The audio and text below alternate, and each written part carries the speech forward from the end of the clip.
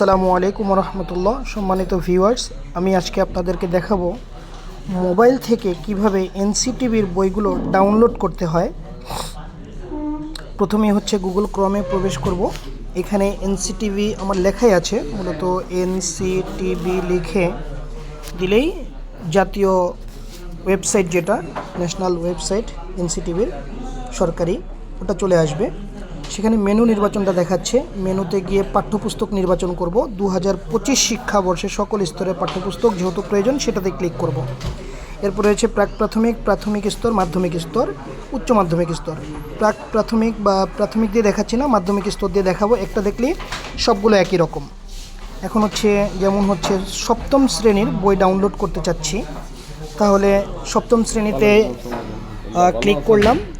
বাম পাশে হচ্ছে বাংলা ভার্সনের সবগুলো বই আছে, ডান পাশে হচ্ছে ইংরেজি ভার্সনের সবগুলো বই। এখানে ইসলামিক স্টাডিজ বই যেটা রয়েছে, এটা ডাউনলোড করে আমি আপনাদেরকে দেখাবো এবং কিভাবে বইটি ব্যবহার করা যায়। এখন এখানে ডাউনলোডের জন্য নিচের দিকে ট্যাব বার আছে, কিন্তু এটা দিলে আসলে ডাউনলোডটা হবে না, কারণ এনসিটিভির ওয়েবসাইটটা খুব বেশি বিজি বর্তমান সময়ে, আমরা জানি। Sorry, you can't view or download this file at this time. তো এখান থেকে আমরা আবার ব্যাকে চলে যাব। ব্যাকে চলে গেলে আমাদেরকে সেই পেজটা আবার শো করবে। ডান পাশে উপরে সাদা অংশে 3 ডট যেটা দেখতে পাচ্ছি, এখানটাতে ক্লিক করব।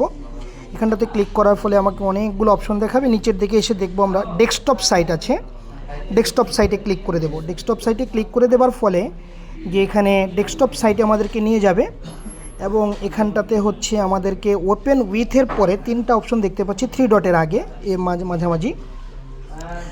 একটা হচ্ছে আমাদের গুগল ড্রাইভের সাইনটা আছে, এবং তারপরে হচ্ছে প্রিন্ট আউট করার জন্য যে সাইনটা আছে, এবং তার সাথে হচ্ছে ডাউনলোডের অপশনটা দেখাচ্ছে। ডাউনলোড দিলে আসবে না আসলে, যার কারণে এখন আমরা একটু বড় করে নেই স্ক্রিনটাকে। প্রিন্ট আউট অপশনটা ব্যবহার করব। প্রিন্ট আউট অপশনে দিলে এখন আমাকে আসলে এখানে অটোমেটিক আরেকটা সাইটে নিয়ে গিয়েছে, এবং এখন হচ্ছে যে আমি আবার ইয়েটা দেব, ডাউনলোড অপশনটা দেব। ডাউনলোড অপশন দেওয়ার ফলে আমাদেরকে বইটা ডাউনলোড আবারও দেখাচ্ছে না, তো যার কারণে হচ্ছে আমি প্রিন্ট আউট অপশনটা আবার দিলাম।